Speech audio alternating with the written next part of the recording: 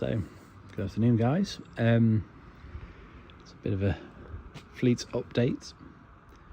You'll see it's gone rather Royal Enfield. A couple of bits in the background.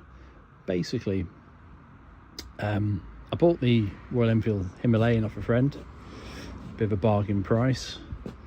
So I paid 1,250 quid, believe it or not, for that. It's only done 6,000 miles. It's a 2018.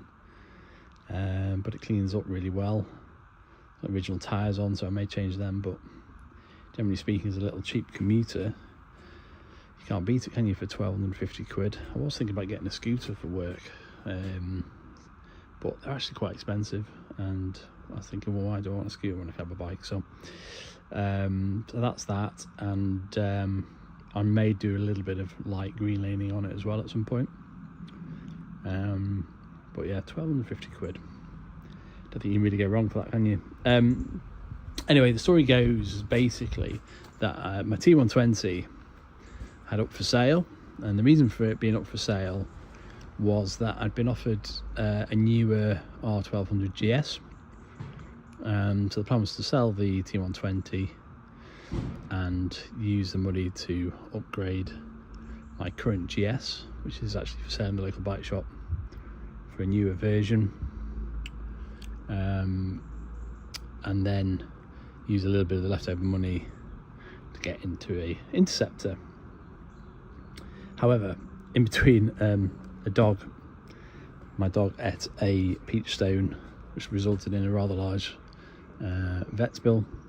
So I sort of recalibrated what I wanted from the bikes anyway, so I was quite pleased. So I went for an Interceptor again anyway, and the Royal Enfield. So believe it or not, this Royal Enfield Interceptor, it's done 17,000 miles. It's 2019.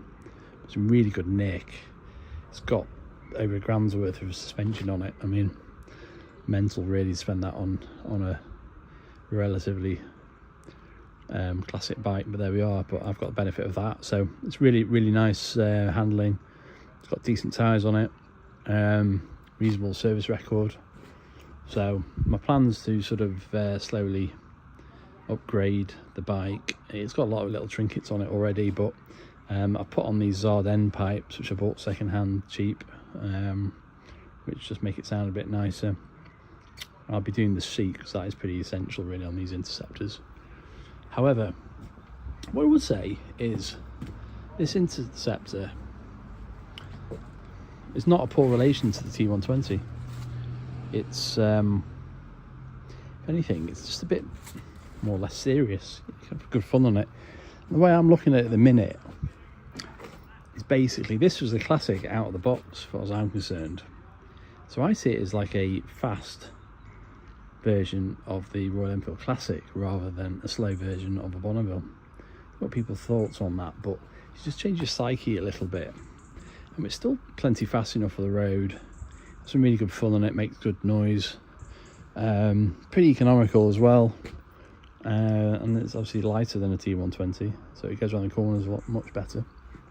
And the other benefit of these bikes is you can do so much to them for relatively little money. On a few Facebook forums at the minute, buying in little bits and pieces. I think that's part of the joy of having a bike, isn't it? You can make it your own. So I've actually got a red and chrome tank to go on the bike, which I bought before I bought the bike, but now I've got a black Interceptor again. I do think it looks good in the black.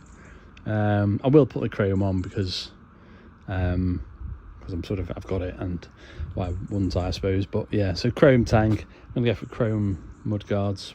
I'm gonna take off this rear rack, as useful as it is. I think it looks really clunky, and I might put a sort of tail tidy on the back there, and then I think she'll look awesome.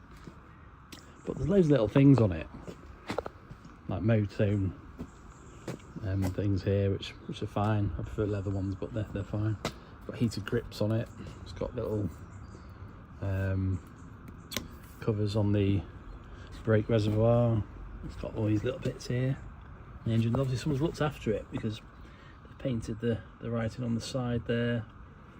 But this YSS suspension I looked online, like retail, like nearly £1,000 for the rear and the front. You can see there you've got the adjustments. I mean, I've never adjusted bloody suspension in my life, to be honest. Might have to have a play with this one. It's actually quite a firm ride versus the stock that I used to have on my old bike.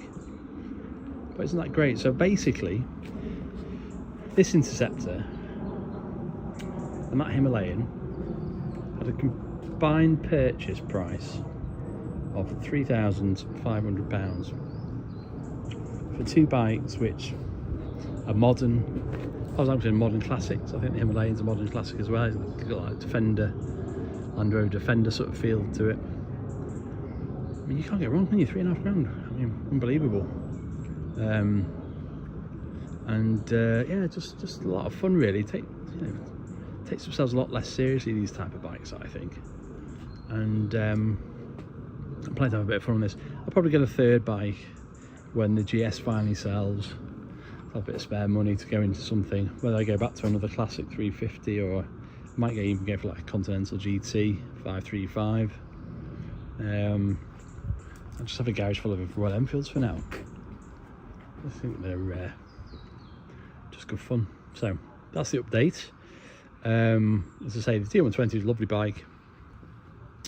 Just wanted to free up some cash, and if anything, I was just getting a bit annoyed with it because it's just a bit heavy around the bends. It just wasn't quite as dynamic as I wanted it to be.